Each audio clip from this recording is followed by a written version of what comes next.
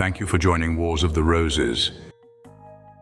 As we continue with Part 5, St. Paul's relation to the terminology of the mystery religions, from St. Paul and the Mystery Religions by Harry Angus Alexander Kennedy. Chapter 4, St. Paul's relation to the terminology of the mystery religions. In our last chapter, enough has been said to establish the fact that in all the main centers of his missionary operations, the Apostle Paul must have been brought into constant touch with the influences of the mystery religions. The process of Hellenization through which they had passed would impart to each a certain rough similarity of outline. Hence, although his sphere of work might frequently change, the Christian preacher would be confronted by a more or less stable complex of religious ideas. We are aware indeed of the emphasis laid by early Christian apologetic on the repellent myths which lay in the background of various mystic cults. And such associations might seem once for all decisive against any openness on the part of the apostle, even to their profounder conceptions. But by this time their whole atmosphere was in process of being spiritualized. The epistles give clear evidence that Paul did not shrink from deriving metaphors again and again from the Greek athletic festivals, which equally came under the lash of ancient Christian writers. In vindicating the worship of the God who had revealed himself in Jesus Christ against bondage to the elemental spirits, he discloses some acquaintance with that astrological religion which we saw to be a potent force in contemporary paganism, and the man who could write Philippians 6:8. Whatsoever things are true, whatsoever things are reverend, whatsoever things are just, whatsoever things are pure, whatsoever things are lovely, whatsoever things are high-toned, if there be any virtue or anything praiseworthy, take account of these things, must surely have been sensitive to the higher aspirations of those whom he strove to win for the faith that had satisfied his own yearnings. Indeed, it seems legitimate to cite his famous words, "I made myself slave of all that I might gain, the more to all men I have become all things that at all events I might save some." 1 Corinthians 9:19-22. And there is some significance for Paul's attitude in the position of Philo, also a Jew of the diaspora, who, while manifesting a dislike of mystic cults, has nevertheless been powerfully affected by some of their ideas. When we attempt, however, to estimate the data presented in the epistles, we soon realize how delicate is the problem. There is no doubt that Paul frequently employs terms which have received a more or less technical meaning in connection with the mystery religions. These occur most prominently in the letters to Corinth and in the imprisonment epistles, all of them addressed to communities which must have had intimate contact with mystery brotherhoods. Side by side with these terms are found far-reaching conceptions to which there are at least thought-provoking analogies in pagan religion. Restricting our discussion, meanwhile, to terminology, we must emphasize certain cautions which ought to be observed.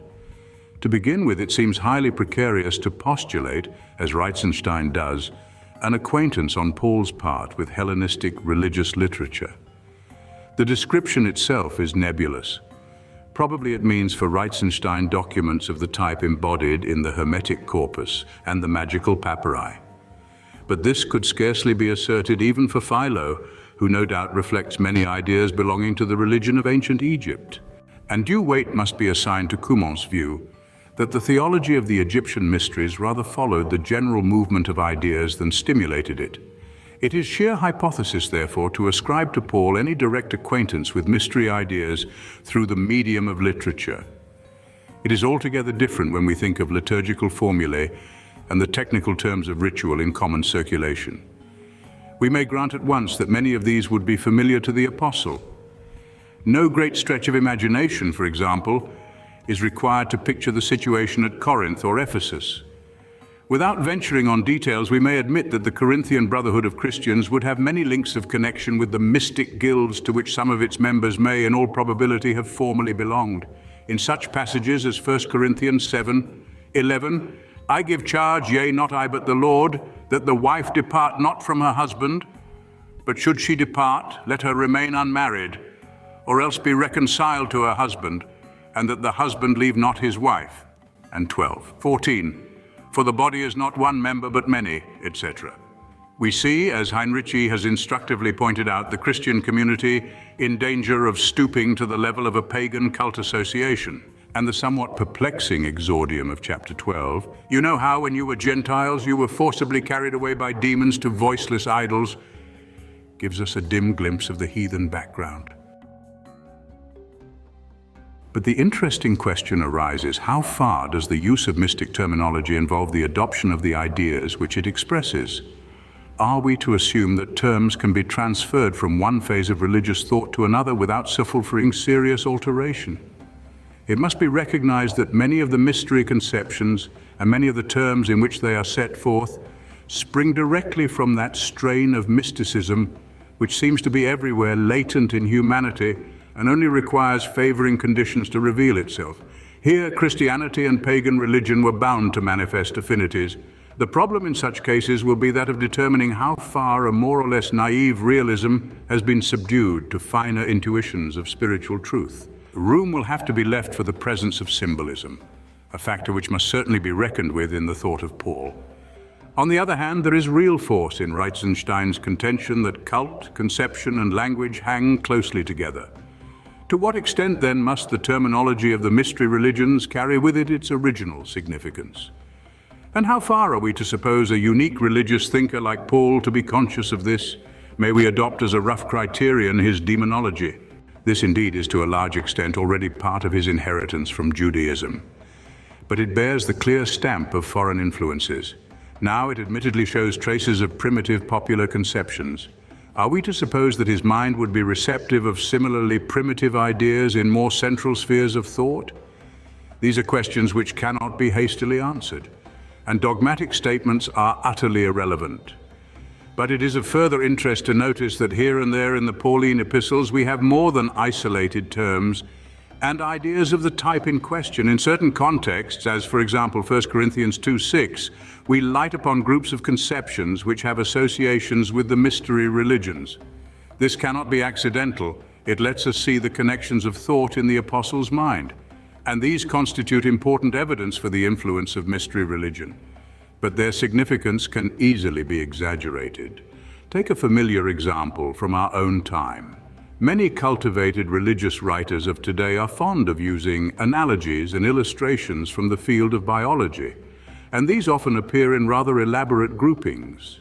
Yet if they are analyzed with care, they will be found to be anything but rigidly scientific. Terms like evolution, heredity, struggle for existence, variations, acquired characters, etc., are in the air. Hence they may be used singly or in series as little else than convenient channels of appeal to the popular interest. Such a possibility must certainly be allowed for in the case of a great preacher like Paul, who would make it his business to find common ground with his audiences without necessarily accepting the precise interpretations which they might put upon his terms. In any case, an individuality like Paul could not borrow without transforming. If we are to speak of mystery piety in Paul's case, says Reitzenstein, we must never forget that the mystery is for him only the symbol of an actually experienced, a conversion. It is wholly a question of his precise relation to his environment, that we can only estimate by a careful examination of the facts. Let us begin with the important term. It occurs more than a dozen times in the Pauline epistles, and it certainly suggests some affinity with ethnic religious usage, but that usage is itself flexible. Probably the notion of something kept secret always belongs to it, including such ideas as the hidden sense of a passage and the mystic meaning of a word. It stands, of course, for any ritual or magical action. Thence it develops such senses as the document which contains a revelation or a divinely taught prayer, which is of necessity believed to be effectual. In trying to determine the shades of meaning involved in any Pauline term, it is self-evident that the usage of the LXX must be examined. There are, roughly speaking, about a dozen instances of in the LXX, and with the exception of two, in which it is combined with, in the technical sense, Wisdom of Solomon 14:15-23, it seems invariably to mean secrets or secret plans, once or twice of God, usually of men. In Daniel 2:18 LXX, it stands for the dream which the king had forgotten. In the one passage where it occurs in the Gospels, Matthew 13:11, Mark 4:11, Luke 7:10, in the phrase, it suggests the secret purposes or plans of God concerning his kingdom, which are coming to light in the work and teaching of Jesus and which appeal only to sensitive hearts. When we turn to the Pauline epistles, we at once discover that some of the instances directly tally with the usage of the LXX and synoptics. To this class belongs Romans 11:25. For I do not wish you, brethren, to be ignorant of this, that callousness has in part fallen upon Israel until the fullness of the Gentiles come in, and so all Israel shall be saved. Paul here deals with what has been for him a serious problem, the rejection of the gospel by the chosen people and its glad acceptance by the heathen. The one explanation he can find is a secret purpose of God whereby the ingathering of the Gentiles shall finally prove a compelling force to attract Israel also. In 1 Corinthians 15:51, he describes the transformation of believers at the Parousia as a divine plan which has been revealed to him, the knowledge of which could not have been reached in any other way. His standpoint here is made plain by 1 Corinthians 13:2. If I have the gift of prophecy and know all, and all. The prophet is for the apostolic age as for the Old Testament, and we may include the mystery religions, the man who is able to declare to his fellows the secret mind of God. So, Paul in 1 Corinthians 4:1 can speak of himself and his fellow laborers as ministers of Christ and stewards of the word of God. Their function is to reveal the divine secrets. The speaking with tongues, Paul estimates at a lower value than prophesying, yet that also is a gift of and presupposes a certain contact with the divine. Hence, he who speaks in a tongue may be described, 1 Corinthians 14:2, as speaking by the Spirit. One secret purpose of God, however, overshadows all others for the apostle's mind, and in its various bearings seems to fill his thought predominantly as he lies a prisoner at Rome. It is described most explicitly in Ephesians 3. For this cause I, Paul, the prisoner of Christ Jesus, on behalf of you Gentiles, if, as a matter of fact, ye heard of the stewardship of the grace of God granted to me with a view to you, how that by revelation was made known to me which was not made known in other generations, that the Gentiles are fellow heirs and fellow members of the body, and fellow partakers of the promise in Christ Jesus through the gospel. It is magnified also in Colossians 1:25. According to the stewardship of God granted to me with a view to you, to fulfill the word of God, the hidden from ages and generations. But now it has been manifested to his saints, to whom God was pleased to make known what is the wealth of the glory of this, among the Gentiles, which is Christ in you, that is, Gentiles, the hope of glory. The same overpowering fact is referred to a few verses lower down in 2, a passage in which the text is far from certain, but which on any reading connects the of God with Christ, in whom are all the treasures of wisdom and knowledge hidden. In Colossians 4:3 and Ephesians 6:19, Paul describes himself as a prisoner on account of this. A wider aspect of the significance of the great truth is unfolded in Ephesians 1:9, having made known to us the of his will, according to his good pleasure, which he purposed in him for the dispensation of the fullness of the times, to sum up all things in Christ. The notion of a hidden process to be revealed in its true character at the Parousia, when all restraints shall be removed, is apparent in 2 Thessalonians 2:6-8. Ephesians 5:32 stands by itself. In admonishing husbands and wives as to their mutual relationships, he enforces his precepts by the illustration of Christ and the church. He cites Genesis 2:24 on the unity of man and wife, and then adds, "This is important. I declare it with reference to Christ and the church." The instance is quoted by Hatch from Justin Martyr, in which is interchanged with, and justify in this passage the translation symbol. Before we deal with the only remaining passage, let us briefly collect the implications of Paul's use of. It is remarkable that it is mostly found paradoxically in close connection with verbs of revelation. That wholly accords with Paul's favorite idea of his own function, for example, 1 Corinthians 1:23. We proclaim Christ crucified, 2 Corinthians 5:20. On Christ's behalf, therefore, we are ambassadors, as though God were beseeching you through us. We entreat you on Christ's behalf, be reconciled to God. It most commonly refers to that transforming discovery which Paul had reached along the lines of his own Christian experience, that the gospel of Christ was intended for Gentiles on the very same terms as for Jews. Often it has a distinctly eschatological outlook, as in Romans 11:25, 1 Corinthians 2:7. We speak the wisdom of God in a mystery, the wisdom which God foreordained for our glory, 1 Corinthians 15, 51, Ephesians 1:9, Colossians 1:26. To fulfill the word of God, the mystery hidden from the ages, but now it has been manifested to the saints, to whom God was pleased to make known what is the riches of the glory of this mystery among the Gentiles, which is Christ in you, the hope of glory. 2 Thessalonians 2:7. Hence there is no ground for Professor Percy Gardner's assertion that for Paul, the Christian mystery lies in a relation between the disciple and his heavenly master, or that the mystery of Paul was a sacred but secret belief in the existence of a spiritual bond, holding together a society in union with a spiritual Lord with whom the society had communion. Evidence for such a position is completely lacking. Indeed, Professor Gardner passes by the most significant feature in the passage which he takes as his starting point, 1 Corinthians 2, 1 through 10, a section which we must now consider. Here Paul distinguishes between the usual subject of his preaching, Jesus Christ and him as crucified, and a wisdom, a more difficult element in his teaching, which he declares a divine wisdom which has been hidden. The following clauses show that this is concerned with the glorious future of the redeemed. We shall examine the meaning of immediately, but this passage certainly has a suggestion of the mysteries. The apostle speaks of a more advanced stage of Christian instruction which demands a higher grade of understanding. The same background appears in the continuation of the passage, in which emphasis is laid upon the revelation of the deep things of God through the Spirit to thee.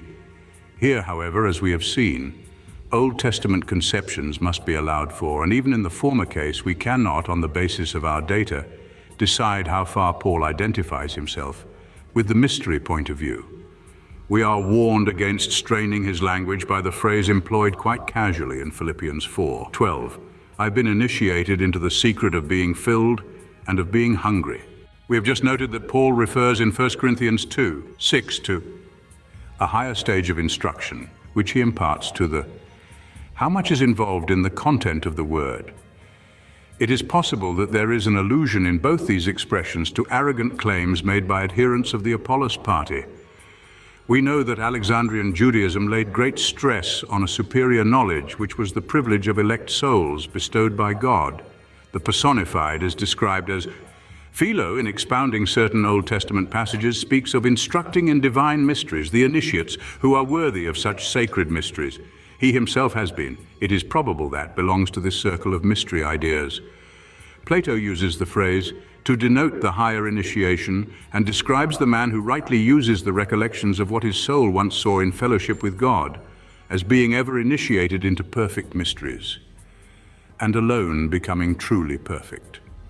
Some scholars, for example, W. Bauer, hold that here cannot mean fully initiated, that sense being involved in, and, which is suggested by a play upon words, having its ordinary significance. But when we find mystic rite in Aish, and the plural constantly employed with this meaning, it is surely hazardous to say that cannot be used with this technical connotation. In the Hermetic literature, those who have received the baptism of the divine become only the who has shared in the divine can make another. Hence arises the phrase used as a title for one of the Hermetic documents, the revelation which initiates into the knowledge of God. But other aspects of must not be ignored. Of the 7 passages in which the word occurs, 2 definitely contrast with 1 Corinthians 14:20, Ephesians 4:13-14. Here the word must mean grown up, mature, as opposed to childish. This is the stage of ripe knowledge as contrasted with rudimentary attainment, as we shall find used as equivalent to in the context of the passage from which we started, 1 Corinthians 3:1, and there put in antithesis to, there seems a good deal to be said for this significance. The term mature would, roughly speaking, suit all the Pauline passages. A further possibility, however, is emphasized by J. Weiss in the excellent note on, appended to his commentary on 1 Corinthians 3:3. He points out that in the later Stoics and Philo is constantly used of the culminating stage of the good life, which the philosopher is called to strive after. Philo places it after the 2 earlier phases of, and a passage in Epictetus aptly illuminates, which Paul contrasts with in 1 Corinthians 13:10, and still more the difficult of Philippians 3:15. In the latter verse, as in 1 Corinthians 2:6, seems to have an anticipatory sense. For Paul has just spoken of himself as not having yet reached the goal, and that implication may certainly be read between the lines in 1 Corinthians 2:6. Epictetus warns thee of the danger of making no progress and remaining in life and death an ordinary man. Thus for him the term applies already to the man who has set out on the true path and is still advancing. This accords admirably with Paul's usual standpoint, from which he sees in his converts the end in the beginning, and can think of them as ideally saints, because they have received the new life, although that life has to develop in the face of many obstacles. It is extremely difficult to decide between these various shades of meaning, and in this case the LXX sheds little light on Paul's usage. There usually translates and sound healthy of sacrificial animals, or having integrity of men as well as, and denoting submission to God and peace offerings. Wellhausen finds the root idea in to be fellowship between God and his worshippers, and this suggests an early ritual connotation which is perhaps implied in, as used in the LXX. In one passage, 1 Corinthians 25:8, it occurs in the phrase teachers. This recalls the contrast in Paul between, and it seems quite possible to combine the sense of mature with that of complete attainment, for which J. Weiss argues. And in view of the earlier associations of the communities which Paul addresses, we cannot certainly rule out the suggestion that the mystery atmosphere is to some extent present, although plainly no conclusion can be drawn from this term as to Paul's personal attitude towards the mystery conceptions. It is universally admitted that Paul's use of in 1 Corinthians 3:1, "As for me, brethren, I could not speak to you as spiritual men," implies its equivalence to in 2:6.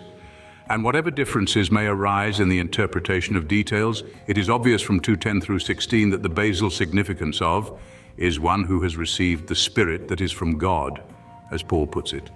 He applies the adjective to spiritual gifts, such as prophecy and speaking with tongues, 1 Corinthians 14:1, to the law as a divine ordinance, Romans 7:14, to the future organism of believers divinely given, 1 Corinthians 15:44, and in the vague phrase, to spiritual powers of evil, Ephesians 6:12.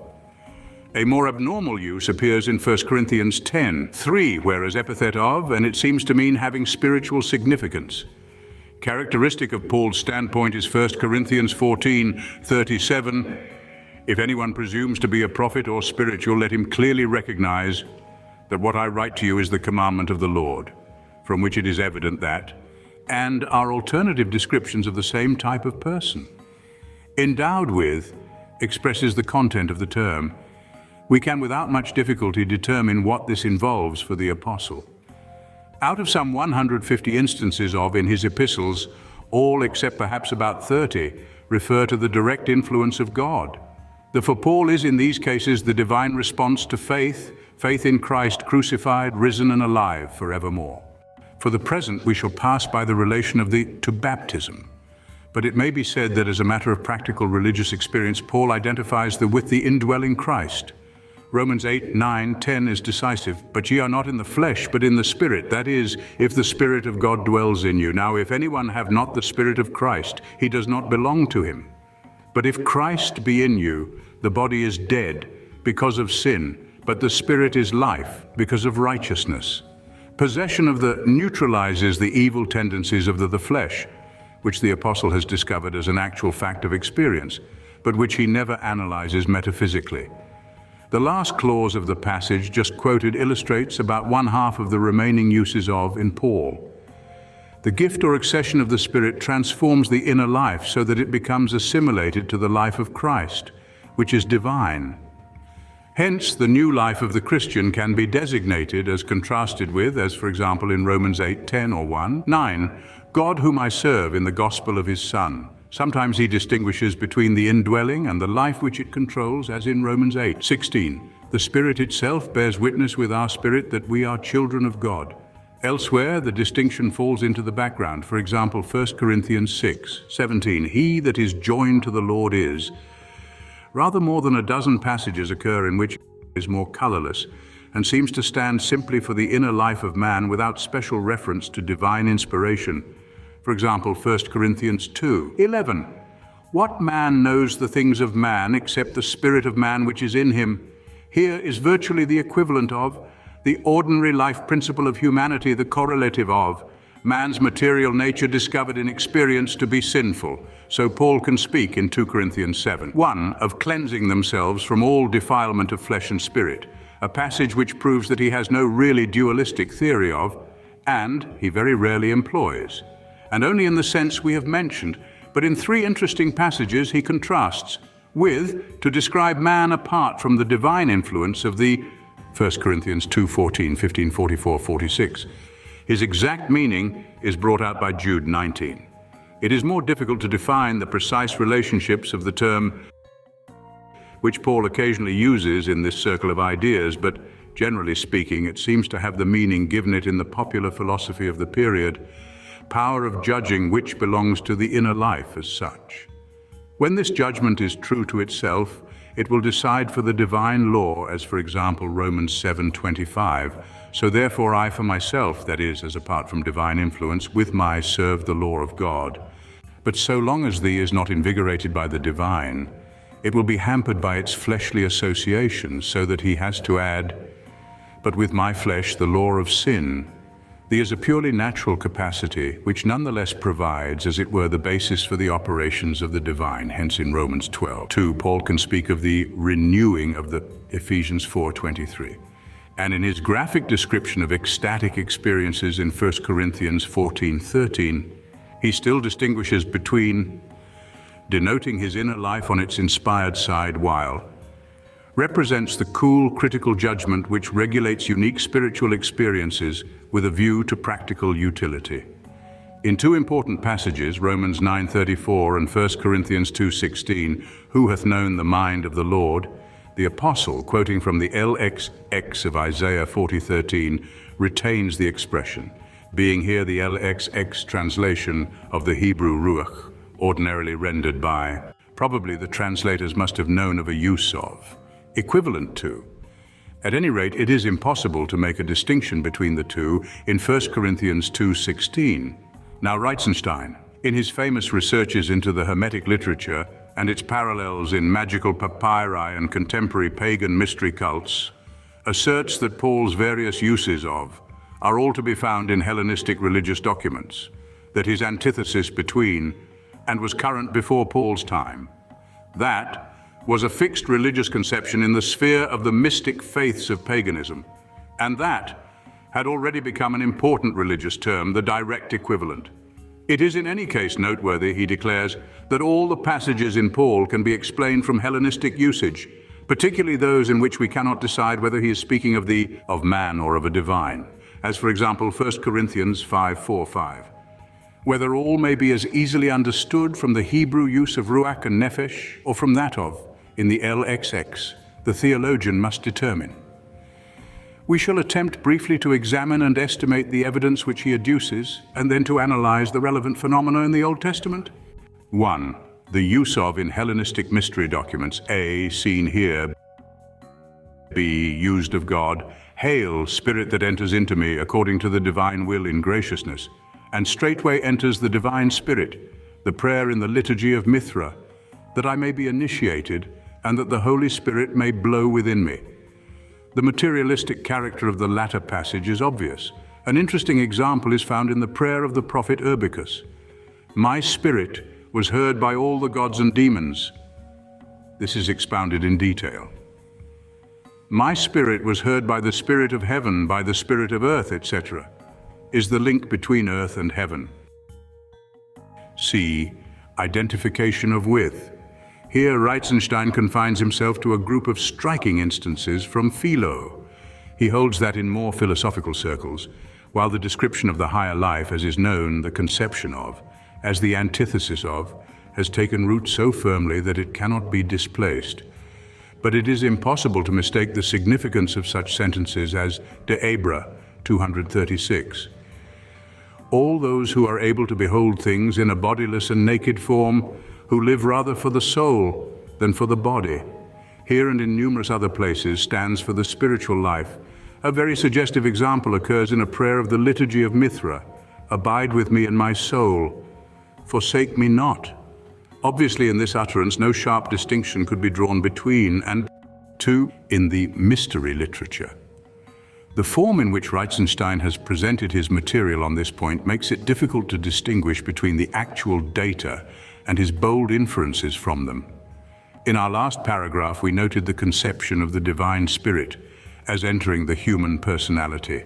This being so, we might expect to find the corresponding adjective to describe the condition of the spirit-possessed person.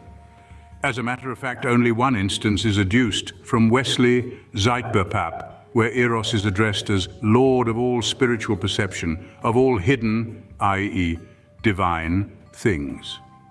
The contrasted term seems only to occur once in the extant fragments, but the passage is very suggestive.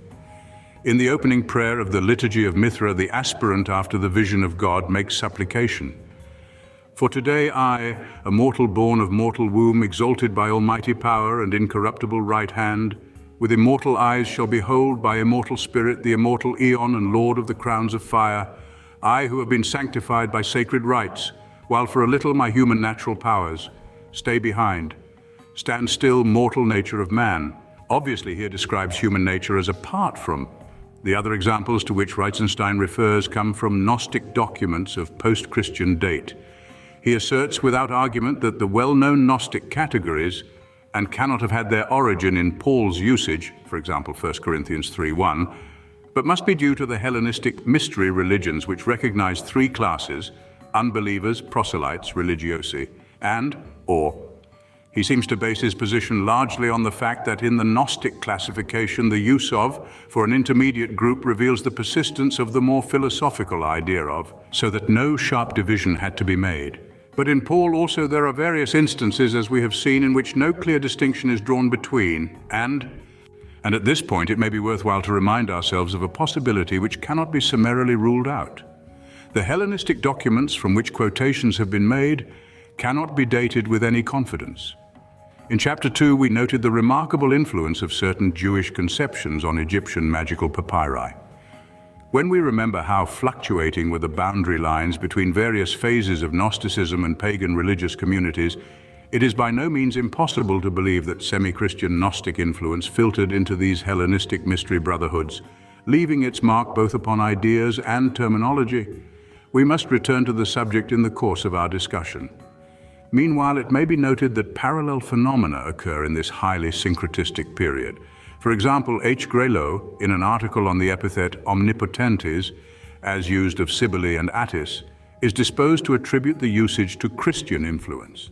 This may be doubtful, but Cumont's observation regarding Judaism must surely with equal force apply for a later date to Christian influence. Scholars have not attempted to determine up to what point paganism was modified by an infusion of biblical ideas. This transformation must necessarily have operated to some extent. But without pressing this point, let us glance at Reitzenstein's parallels between what he calls the double being of Paul and corresponding phenomena in the mystery religions. Here we must guard against clear-cut definitions and rigidly logical inferences, for we move in an extraordinarily elusive sphere. If it be asked, says Dr. Inge, which is our personality, the shifting moi, as Fenelon calls it, or the ideal self, the end or the developing states, we must answer that it is both and neither, and that the root of mystical religion is in the conviction that it is at once both and neither. Hence we dare not isolate such an affirmation as Paul's bold words in Galatians 2:20, I live, yet not I, but Christ liveth in me. Indeed, the very sentence which follows reveals that Paul's is as far as possible from a disintegrated life. That which I now live in the flesh, I live by faith in the Son of God who loved me and gave himself for me. That is to say, the relation of the human individual Paul to Jesus, the historic person, is never lost in a vague and impalpable experience. Reitzenstein lays great stress on what he regards as a sort of twofold personality in the initiates of the Hellenistic mystery religions. Thus in the Liturgy of Mithra, the suppliant exclaims, It is not possible for me, a mortal born, to rise up on high with the golden radiance of the immortal light. And he bids his human nature be still while he attains the vision of God with his divine. In the vision of the alchemist Zosimus, who reflects the popular mystery theology, such sentences occur as this: The men who desire to reach virtue enter in here and become spirits, escaping from the body. Reitzenstein believes that various expressions in the poets of the period indicate a quickening of the religious sense in this direction, as for example Lucan, of the inspiration of the Pythia, the god who takes possession of her, mentemque priorem expulit atque hominem toto sibi cedere iusit pectore, drove out her former inner life and bade the human being yield to him wholeheartedly. Here he takes men's as equal to, that is, driven out and replaced by the presence of the god himself, so that for the time a new being arises. To such instances as we have quoted, Reitzenstein adduces parallels from Paul, more especially the antithesis between. And on the basis of 1 Corinthians 2:6, he asserts that for Paul the is man pure and simple, the no longer man at all. But the parallels are irrelevant. So far as we can judge, the pneumatic condition in the mystery literature seems always to be associated with states of ecstasy. There is no evidence that Paul regards the as having in any sense ceased to be true man. For possession of the is in Paul's eyes the normal abiding condition of the Christian. Of course, we do not forget his descriptions of special pneumatic experiences such as glossolalia and prophecy. We know the extraordinary value placed upon them in the early church, as represented, for instance, by the Christian community at Corinth. Probably this was mainly due to their ecstatic character, which was especially manifest in the phenomenon of speaking with tongues. The affinities of prophecy are discernible from the fact that the prophets prepared themselves for revelations by seasons of fasting and prayer. But by Paul, they are always subordinated to the permanent fruit of the Spirit, love, joy, peace, long-suffering, gentleness, etc. Galatians 5:22. Nothing, therefore, could be more irrelevant than to take the phrases 1 Corinthians 3:3, whereas there is among you jealousy and strife, are you not carnal, and do you not walk after the manner of man? And 3:4, when one says, I am of Paul, and another, I am of Apollos, are you not men? As Reitzenstein does in a baldly literal sense, they are still liable to temptations and spiritual perils, Galatians 6:1. But as those who possess the pledge of the Spirit, 2 Corinthians 5:5, they are destined for the eternal life of God. 3. We have seen that in one or two instances Paul adopts from the LXX a use of, as virtually equivalent to. Probably this implies, as Reitzenstein urges, that the usage was not unfamiliar to the apostle and his readers.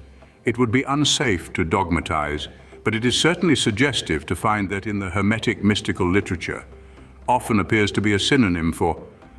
Thus, in the famous, extracted by Reitzenstein from the papyrus Mimaut, thanks are given to the highest because he has graciously bestowed spirit, revelation, and knowledge. In document 12 of the Hermetic corpus is described as the soul of God, which rules over everything. This conception is freely used in Poimandres. Doubtless it began with markedly philosophical affinities, but it has filtered down into popular religion. Very significant is a passage in the all who were baptized in the these partake of and become, having received the it is evidently a divine gift. We may compare the Mithras liturgy, page 413, in order that I may be regenerated by, which we are almost bound to translate by spirit. It lies outside our present purpose to deal with the intimate connection between and the thought being regarded in Hermetic philosophical mythology as the father of the word.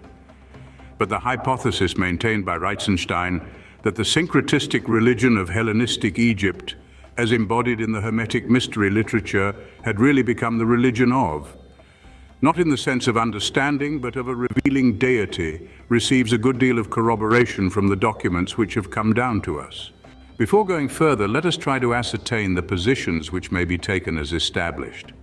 Reitzenstein has certainly shown that in documents of the Hellenistic mystery religions, and are used to denote the divine life or spirit in itself, or that life or spirit is imparted to those who fulfill certain religious conditions, and especially some prescribed initiation, they become, in short, religious terms. It is also evident that a distinction can now be drawn between and the principle of divine life being contrasted with that of merely human. But instances are exceedingly uncommon, and Reitzenstein himself admits that, has been so firmly entrenched as the antithesis of, that it could with difficulty be used in a disparaging sense. It need scarcely be observed that the usages in question reveal a marked departure from the ordinary Greek use of, Or Reitzenstein would attribute their appearance mainly to Oriental influence, a realm in which a man like Paul would easily find himself at home. But the instance which he cites from Lucan has surely distinct affinities with earlier Hellenic thought, where the raging spirit of frenzy is the visitation of a god. When we remember how prevalent was the conception of the person filled with the god and recall the derivation of, from, to blow or breathe, it seems precarious to restrict the emergence of such ideas to a period dominated by its contact with Oriental religions. One question should here perhaps be touched upon. Reitzenstein, Heitmuller and others lay stress on the notion that Paul, like his Stoic contemporaries and the devotees of the mystery religions, conceived there to be substance as well as power. Thus, in the Liturgy of Mithra, one of the instructions runs, "Take up your stand and draw thee from the divine and say, 'Come to me, O Lord.'" That is typical of the conception in Hellenistic religious literature. Traces of a similar animism may be found in Hebrew thought. But there, as Volz shows, with the ethical deepening of religion, the conception of power in Ruach, as the Spirit of God comes to overshadow that of an imparted substance. It is from this standpoint, as we shall discover, that Paul's thought must, in the main, be estimated. We should frankly admit that the processes of ancient psychology are so far removed from our habits of thought that it is unsafe to deny the survival of realistic notions side by side with such profoundly ethical conceptions as those most prominent in Paul's use of. We must recognize that he lived in an atmosphere in which everything causal was regarded as substantial, in which force and body constituted no antithesis. But it is difficult to find unmistakable traces of such a view even in Paul's speculations on the... If his conception of was highly animistic, he has succeeded even there in concealing it. To interpret 1 Corinthians 7:14, where Paul speaks of an unbelieving husband being sanctified by his believing wife, as referring to a physical process by which that is transmitted, so Heitmuller, is grossly to caricature the apostle's entire meaning. In view of these conclusions, we must now return to Reitzenstein's original inquiry as to whether Paul's use of the terms and is more easily explained from Hellenistic religious usage or from the Old Testament. Our examination of Reitzenstein's material discloses an interesting affinity between conceptions of the indwelling divine spirit belonging to the mystery religions and Paul's central idea of the gift of the... But one omission is noteworthy. Nothing adduced is strictly relevant to the profoundly ethical contrast which Paul draws between flesh, not, and to spirit. Further, on Reitzenstein's own showing, the antithesis between, and so fundamental for Paul, is exceedingly rare inasmuch as is always apt to retain its significance as the higher part of man in opposition to. What light is thrown on the situation by the Old Testament?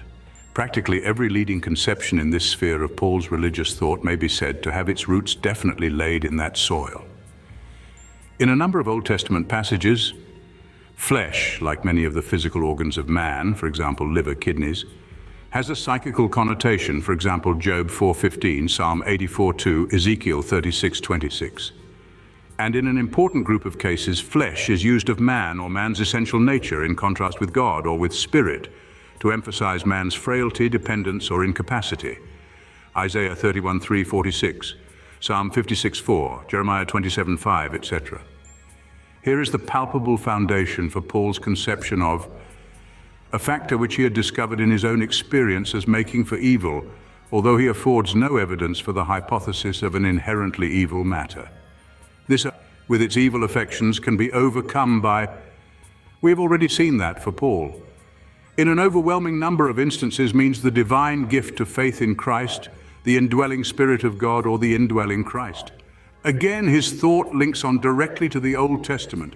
There, the conception of the Ruach of God, developing with that of God himself, came to be regarded as the source of prophetic inspiration, Ezekiel 2:2, the instrument of divine revelation generally, Zechariah 7:12, and most notably the endowment for special functions, Isaiah 61, and for character, Psalm 51:11.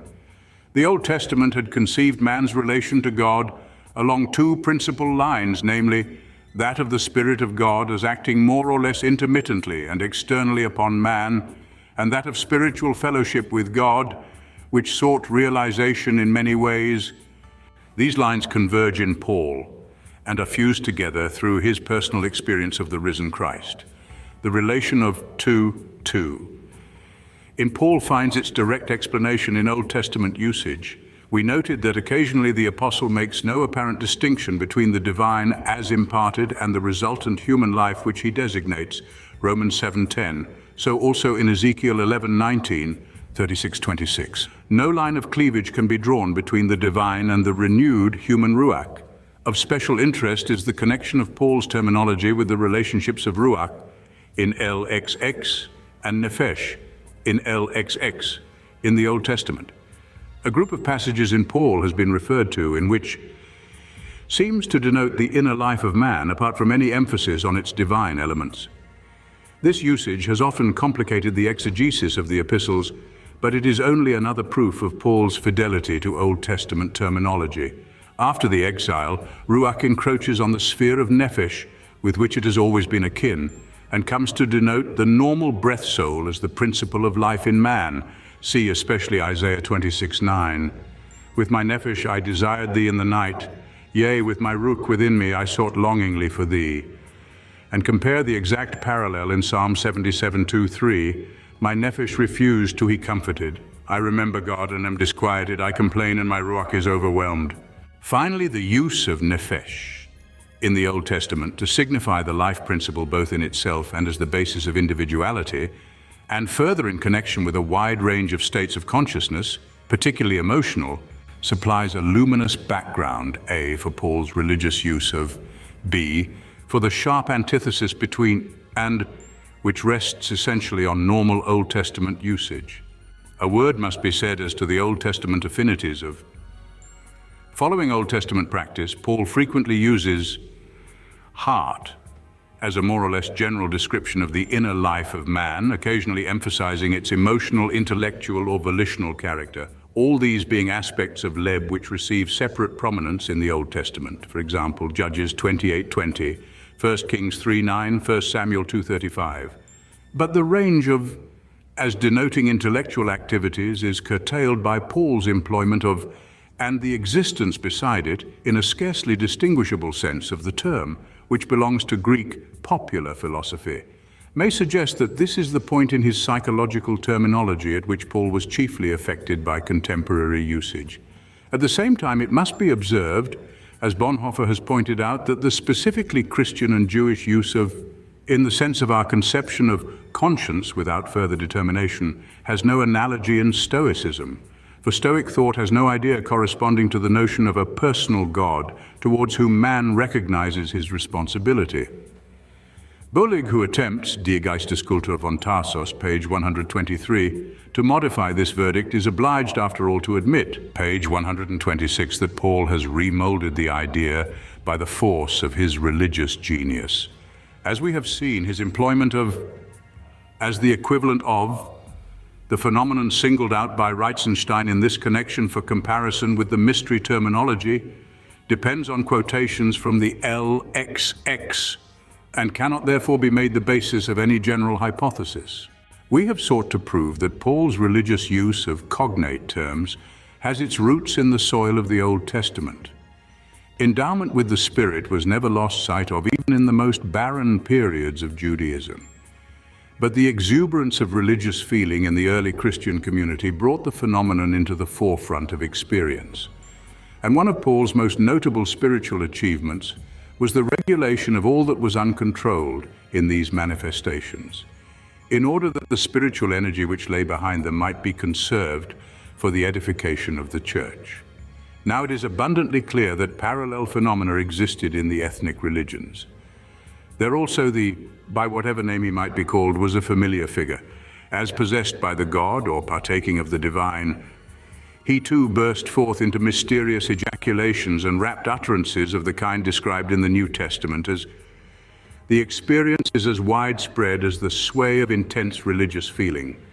It is found to a greater or less degree in all revival movements, from Wales to the hill tribes of India, and reveals, among other elements, the influence of the collective consciousness of the crowd. It may be difficult to determine the precise sense which Paul or his readers assign to the term, But we have no right to find the origin of the experience, as J. Weiss does, in the soil of Hellenistic ecstasy and mysticism. Nor are the later instances of it due to suggestion from the biblical narratives. It belongs to the very essence of spiritual ferment. Its psychological significance, up to a certain point, can be analyzed. But here as elsewhere, the tree is known by its fruit. The one criterion of religious ferment is its ethical productivity. It is interesting to note that Paul himself distinctly recognizes the existence of such experiences in his pagan environment, experiences belonging to the sphere of the mystery religions. In the difficult passage, 1 Corinthians 12:1, in which he introduces his discussion of, or he refers to ecstatic conditions known to his readers in their pre-Christian days and supplies a test for distinguishing these from their new Christian enthusiasm. And then among the gifts of the Spirit, he specifies that of the power of discerning between the Spirit of the true God, the Holy Spirit, and other spiritual manifestations of an ecstatic kind, which he regards as having no moral value. In the same paragraph, he singles out an important endowment of the Spirit, or word of knowledge, which he classifies with such gifts as faith, power to heal, prophecy, glossolalia, and others. The salient fact for our purpose is its prominence in the terminology of the mystery religions. No better illustration of the meaning of in the Hermetic mystery literature could be given than that contained in the closing prayer of the Papyrus Mimaut, the Greek text of which has been reconstructed by Reitzenstein with the help of the very valuable Latin translation found in the Asclepius of Pseudo-Apuleius. Here the worshippers give thanks to the highest that by his grace they have received the light of knowledge. This has been bestowed upon them in order that, knowing thee truly, we may rejoice. Then the prayer proceeds, having been saved by thee, we rejoice that thou didst reveal thyself to us wholly. We rejoice that while in our bodies thou didst deify us by the sight of thyself. After further thanksgiving comes the closing petition. Having thus worshipped thee, we have made no request of thy goodness, but this, be pleased to keep us in the knowledge of thee. Hear our supplication that we should not fall away from this manner of life. With this may be compared the concluding prayer in Poimandres 32. Listen to me when I pray that I may not fall away from knowledge, and strengthen me and fill me with this grace that I may enlighten those in ignorance. It is plain from the connection of sentences in the first of these extracts that means that apprehension of God which results in salvation, or in its more concentrated description, deification. This is made quite clear by a remarkable sentence in Poimandres 26. This is the blessed issue for those who have attained to be deified. Hence it may be said that in the Hermetic mystery religion is the direct pathway to the highest point which can be reached by the initiate. It is essentially a supernatural gift, not to be attained by any mere process of intellectual reflection. Its associations in the Hermetic literature are very significant. In Corp Hermit 9:4, piety is defined as, in 13:8, the coming of is accompanied by the impartation of the powers of God. So, when in the hymn of regeneration, the initiate calls on these to join in the praise he offers, he appeals to as the source of his illumination, 13:18. Akin to this conception is that of which belongs to the man endowed with, and enables him to become holy like God. Now, the term is used in magical literature for the supernatural power which depends on a supernatural knowledge. And so we need not be surprised to find itself appearing in magical formulae. Thus, a magician, in supplicating the God whose powers he desires to have at his command, says, I am he to whom thou didst grant thee of thy mighty name, which I shall keep secret, sharing it with no one. Occasionally is associated with cosmological mysticism, and seems to be attained by the ascent of the soul through the elements. This is its more philosophical aspect, which came to be accentuated in the speculations of Christian Gnosticism. It is worth noting that emphasis is laid upon the converse of, thus, in Poimandres 27, an appeal is made to earthborn men who have given themselves over to drunkenness and slumber, and to be sober, and to cease from debauchery and the spell of unthinking sleep. It is inevitable that with this we should compare 1 Corinthians 15:34, awake to soberness, righteously and sin not. For some have willful ignorance of God.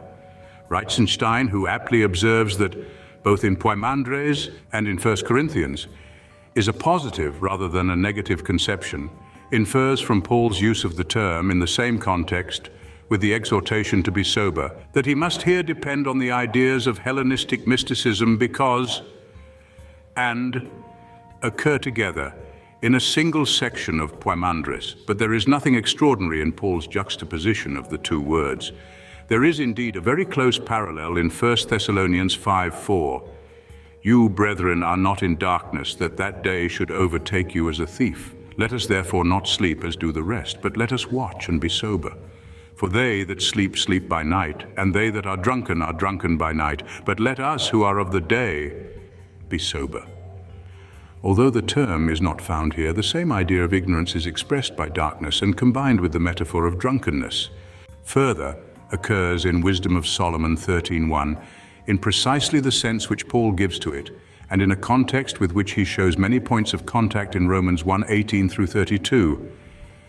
Being punished in these creatures which they supposed to be gods, they saw and recognized as the true God him whom before they refused to know, wherefore also the last end of condemnation came upon them.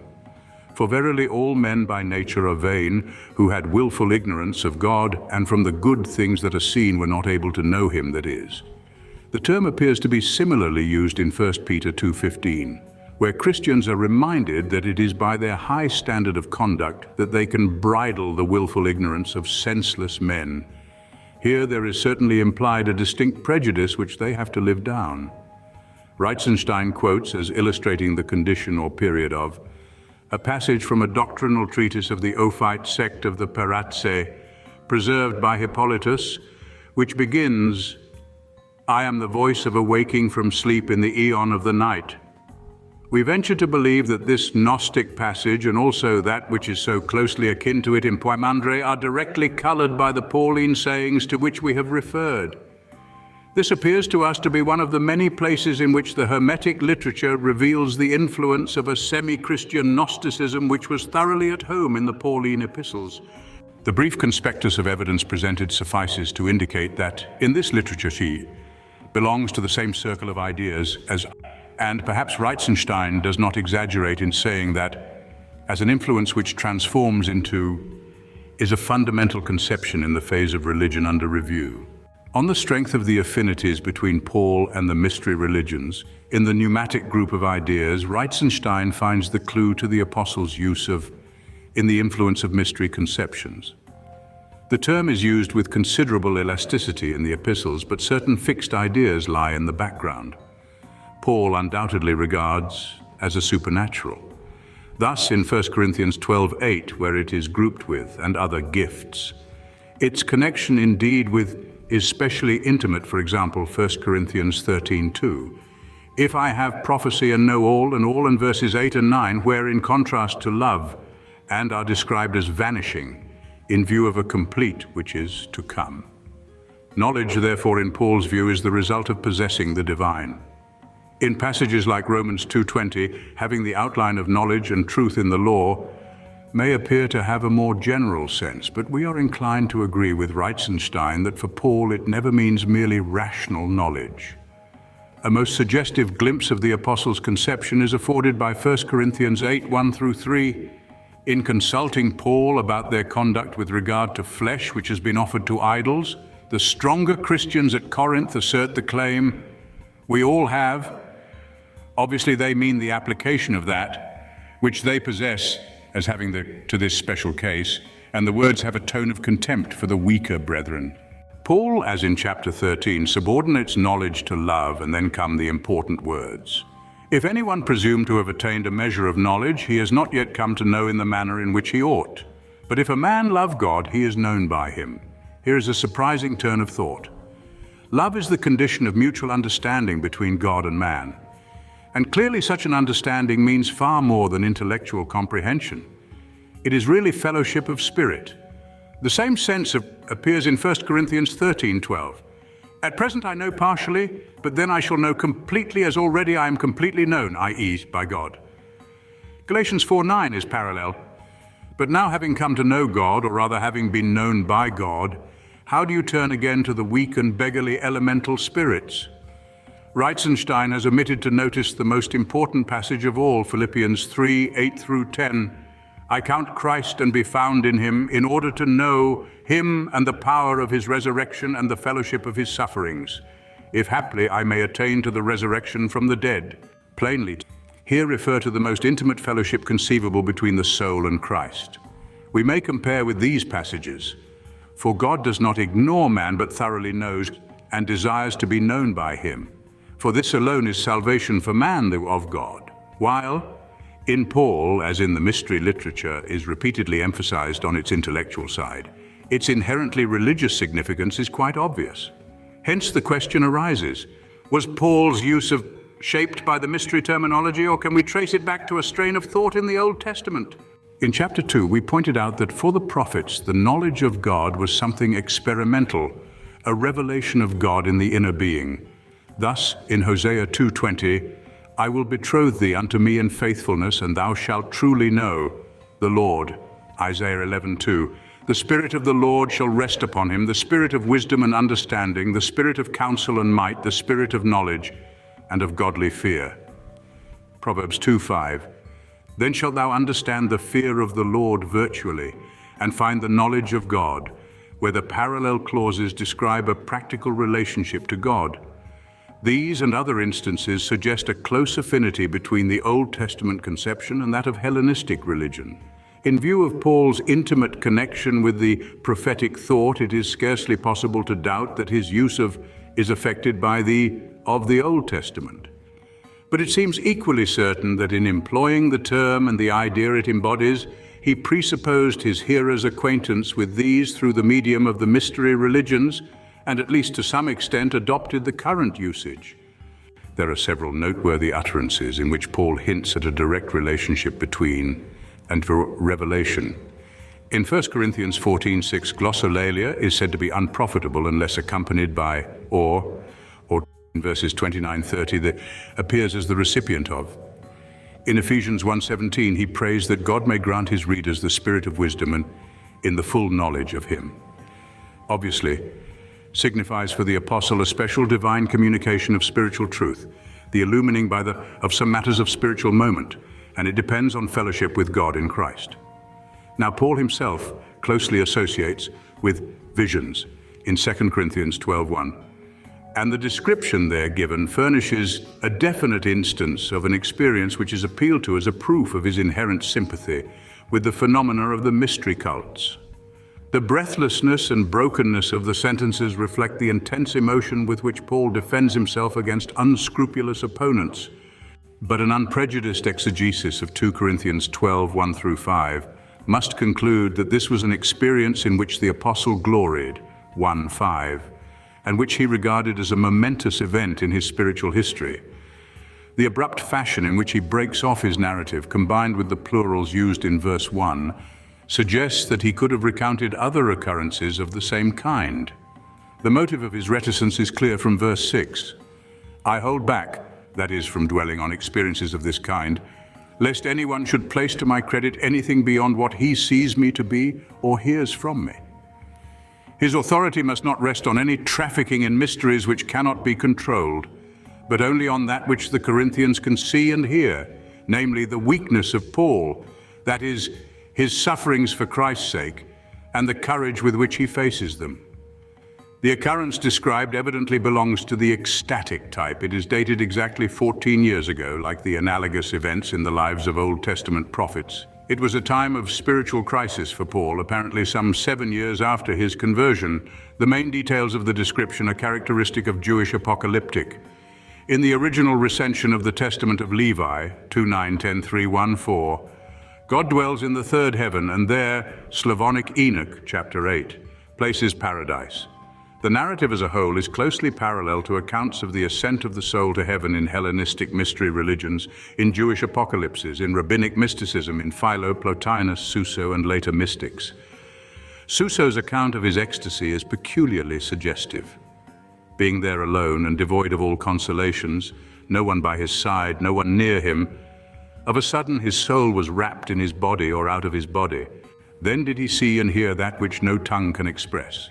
That which the servitor his description of himself saw had no form, neither any manner of being. Yet he had of it a joy such as he might have known in the seeing of the shapes and substances of all joyful things. This ecstasy lasted from half an hour to an hour, and whether his soul was in the body or out of the body he could not tell. But when he came to his senses, it seemed to him that he returned from another world.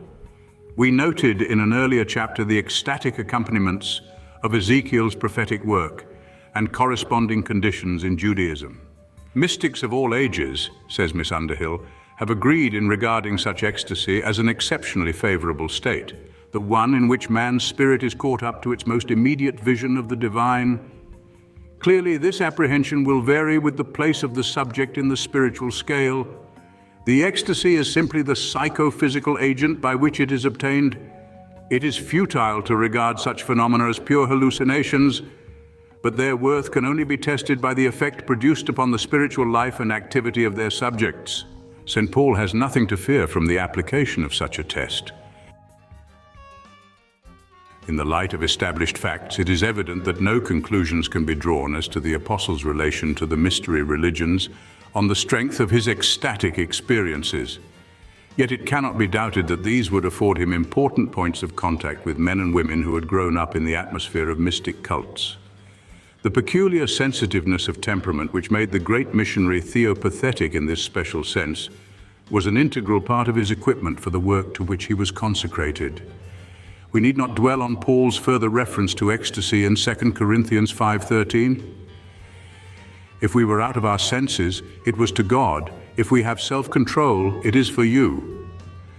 Here, as in chapter 12, he will make no boast of his experiences of ecstasy.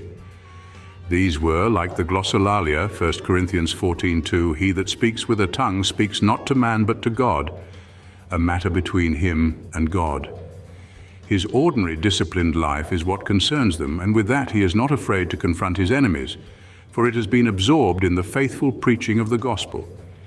It is illegitimate for Reitzenstein to connect and directly with and our verse 9, as if there were any indication in his writings that the apostle equates the condition of ecstasy with death, a notion which Reitzenstein finds in Hellenistic religious literature, and then, on the basis of this assumption, to infer that it has the significance of living on earth.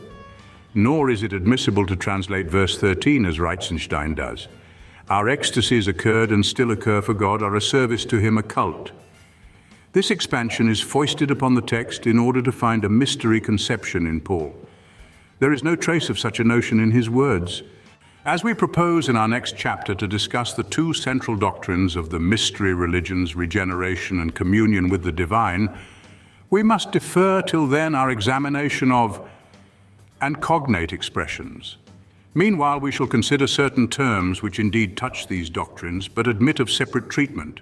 It has already been indicated that for the mystery cults was the pathway to a transformation finally resulting in deification. From Corp Hermit 10:4, we learn that when the knowledge and vision of the divine light is attained, all the bodily senses are lulled into silence. The initiate is oblivious of all bodily perceptions and movements. That which is beheld illumines the whole inner life, drawing the soul out from the body and transforming it into the divine or suprasensible Reitzenstein. For it is impossible that the soul which has contemplated the beauty of the good should be deified. Compare the direction given in the Liturgy of Mithra, page 1426. Gaze upon the God and greet him thus. Hail, Lord, ruler of the water, potentate of the Spirit. Born again I depart, being exalted, and having been exalted I die, born through that birth which gives life, dissolved into death, I go the way which thou hast appointed. Here the transformation is compared to dying. In a magical papyrus, the following occurs: I was united with thy sacred form. I was strengthened by thy holy name. The new appears as the consequence of initiation. Reitzenstein refers to a remarkable passage in Seneca, where he tells his friend Lucilius that he is not only improved, emendare, but transformed, transfigurare, and speaks of the sudden change. For Seneca, this of course means an inward experience. But Reitzenstein believes that the metaphor is derived from the terminology of the mystery religions, perhaps through Posidonius. We are unable to see the relevance of the parallels which Reitzenstein finds in the use of reformar and reformation in the initiation experience of Lucius, for these surely refer to his restoration to human form. But it is pertinent to note certain expressions in the vision of the alchemist Zosimus, who seems to have preserved a much older stratum of mystery theology. He speaks of a priest who in his vision renewed him so that he became. This process he describes later as exchanging body for spirit. The material with which we have been dealing recalls Paul's language in 2 Corinthians 3:18. We all with unveiled face, beholding or reflecting as in a mirror the glory of the Lord, are transformed into the same image from glory to glory as from the Lord the Spirit. Romans 8:29 declares that those whom God foreknew he also predestined to be conformed to the image of his Son. And in Philippians 3:21 it is said of Christ that he will transform the body of our humiliation so as to be conformed to the body of his glory. With these passages we may connect Romans 8:23. We ourselves also, who have the first fruits of the Spirit, that is, as pledge of what is to be, we also groan within ourselves, earnestly awaiting our sonship, the redemption of our body. Obviously, Philippians 3:21 and Romans 8:23 refer to the transformation of the, 1 Corinthians 15:44, the ordinary body of flesh and blood into the organism which is the fit expression of the. These two statements refer the transformation to the parousia, but the mention of the first fruits consisting in the at least suggests that Paul may have regarded the process as having in some sense already begun. It is possible to find that idea implied in 2 Corinthians 5:4-5. Those of us who are in the body groan under our burden, not that we desire to strip ourselves of it, but to put on another over it, that what is mortal may be swallowed up by life. Now he that prepared us for this very experience is God, who gave us the pledge of the Spirit. The germ of the future is somehow connected with the indwelling. How are we to estimate the crucial statement, 2 Corinthians 3:18, in view of all the facts? The key to it is surely found in the expression, in the introductory sentence of the paragraph. Paul has been accused of concealing something, 4:2-3. He repels the charge indignantly and emphasizes the openness of his gospel.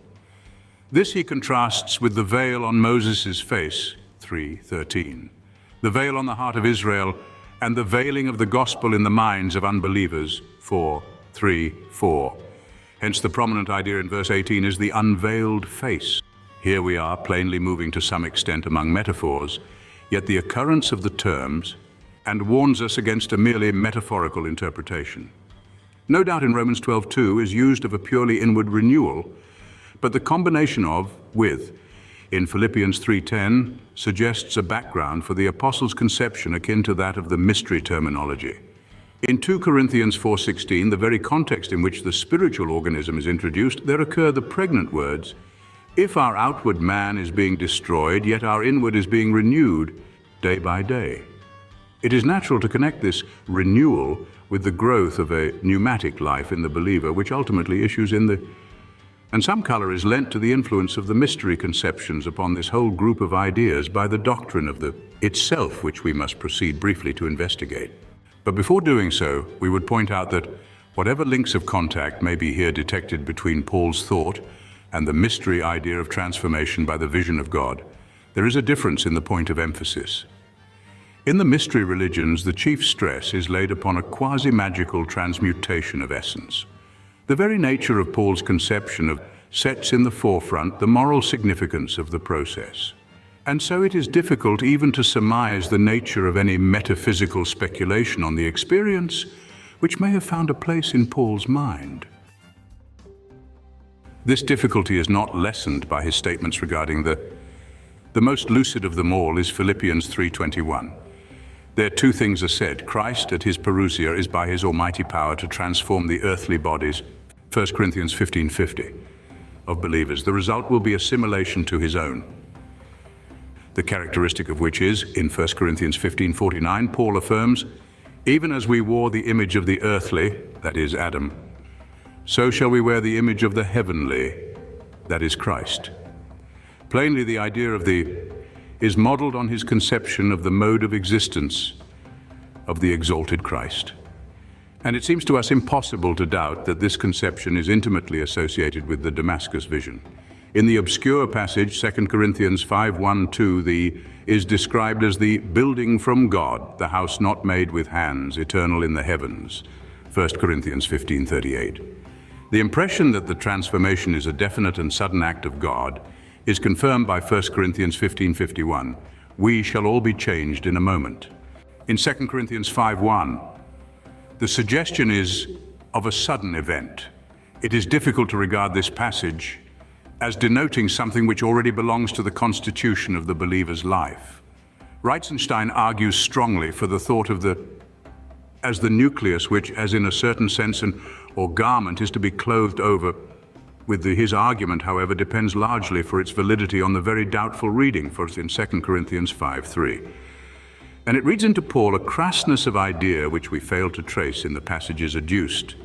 Probably on the basis of our data, it is impossible to determine how Paul conceived the relation in the believer to say, as J. Weiss does, that Paul evidently pictures it as an ethereal, light, pure, heavenly material, gives us but little aid in grasping the conception. He is following a far more important clue when he urges that what concerned the apostle above all else was the persistence of his individuality. Reitzenstein holds that the notion of has its roots in Hellenistic mystery religion. The passages to which he refers are of a highly philosophical character.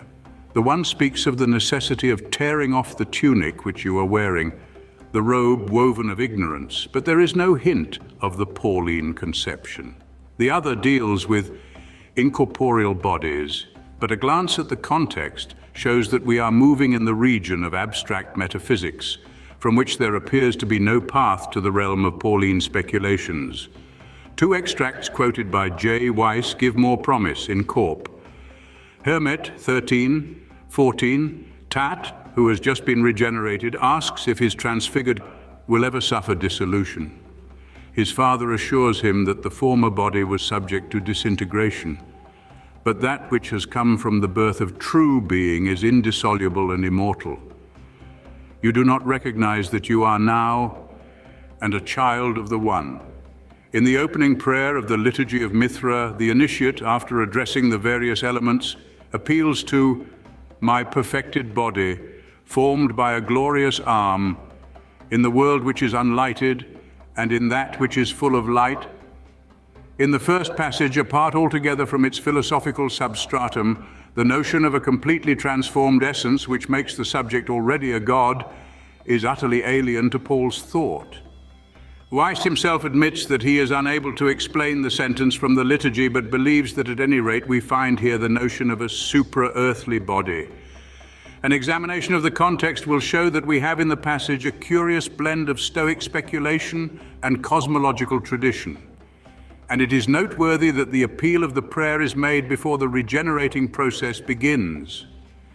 There is surely a wide gulf between these notions and the thought of St. Paul. Some scholars, notably Reitzenstein and Wendland, bring the Pauline conception into direct connection with the idea of the heavenly garments, which, in various phases of Oriental religion, purified souls receive in their ascent through the spheres towards their abode in the infinite light. Traces of the idea appear in the account of the initiation of Lucius given by Apuleius. But even if primitive imagination has left its impression on the apostle's conception, the picture of the beatified soul in shining raiment is much too obvious to require explanation by any process of borrowing. If we had to postulate such a process, it would be more relevant to refer to parallels in the apocalypses. For example, Enoch 62:15. The righteous and elect will have risen from the earth and will have been clothed with garments of glory. Paul's metaphor of putting on Christ, Galatians 3:27, cannot be regarded as a true parallel to his speculations on the spiritual organism, but must rather be compared with such Old Testament passages as Psalm 132:9, let thy priests be clothed with righteousness, 2 Corinthians 6:41, and with remarkable phrases such as Judges 6:34. The Spirit of Jehovah clothed itself with Gideon, Job 29:14, etc. In discussing, we pointed out that for the mystery religions, its ultimate issue was deification. We must reserve our discussion of this conception for a later chapter. Meanwhile, let us briefly examine the terms, and which have intimate affinities with the... They are linked together in the important passage, 2 Corinthians 3:18, which has already been discussed. In connection with 1 Corinthians 12:49, we saw that the of the heavenly was virtually equivalent to the, and Philippians 3:21 is evidence that the character of the... It may therefore be said that is that by which the expresses itself. Where are we to look for the background of these ideas? Paul's use of is very instructive. In 1 Corinthians 11:7, he describes man as the, and in Colossians 3:10, he speaks of the new man as being renewed with a view to complete knowledge. Obviously, these passages are an echo of Genesis 1:27, LXX. And God created man, created he him. The idea is emphasized both in Palestinian and Hellenistic Judaism. For example, Sirach 27:3, he endowed thee with strength befitting thee and made thee according to his own image. Wisdom 2:23, God created man for incorruption and made him an image of his own proper being.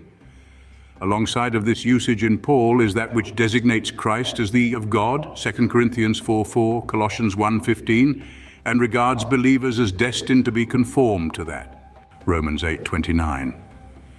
This combination is precisely parallel to his conception of the first and second creations, Romans 5:12 through 21, 1 Corinthians 15:44 through 49. The of God, which was lost in the first creation through sin, is to be restored in the second through Christ, in whom sin's power has been broken. Hence, in spite of Clement, it is impossible to doubt that Paul's use of has an intimate connection with the Old Testament through the medium of the LXX.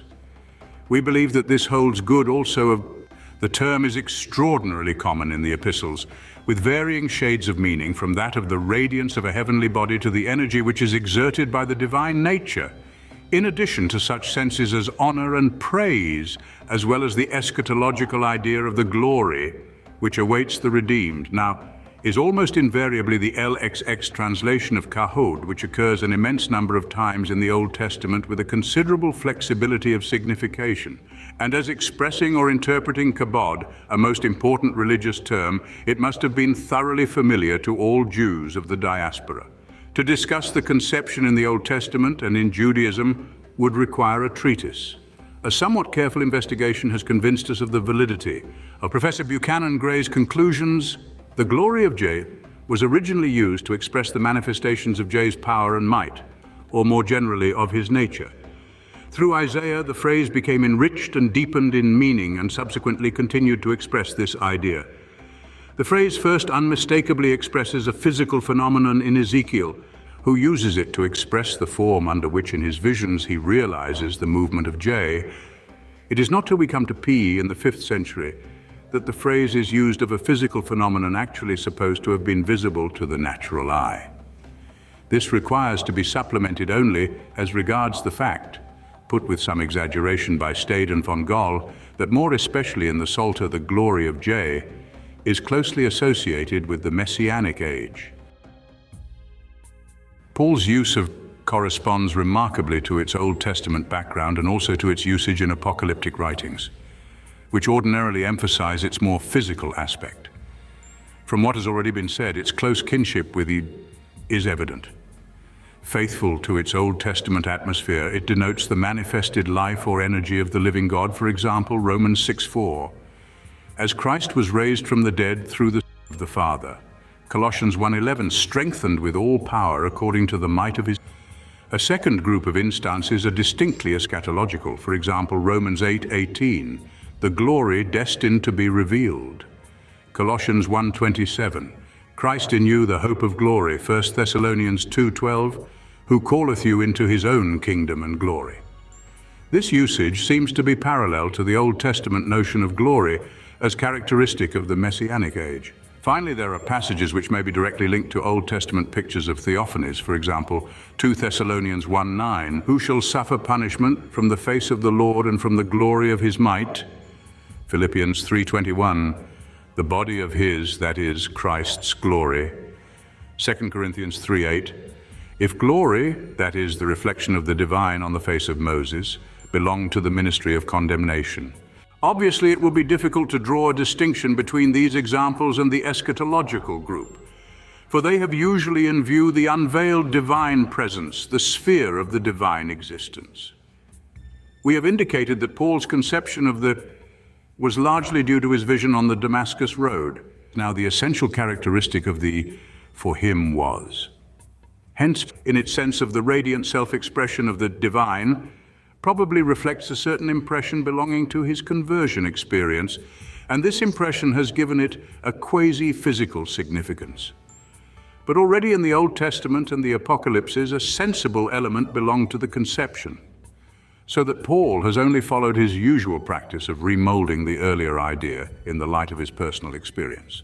In view of these facts, it is quite irrelevant with Reitzenstein to refer the peculiar association of the conceptions and of necessity to Egyptian Hellenistic mysticism.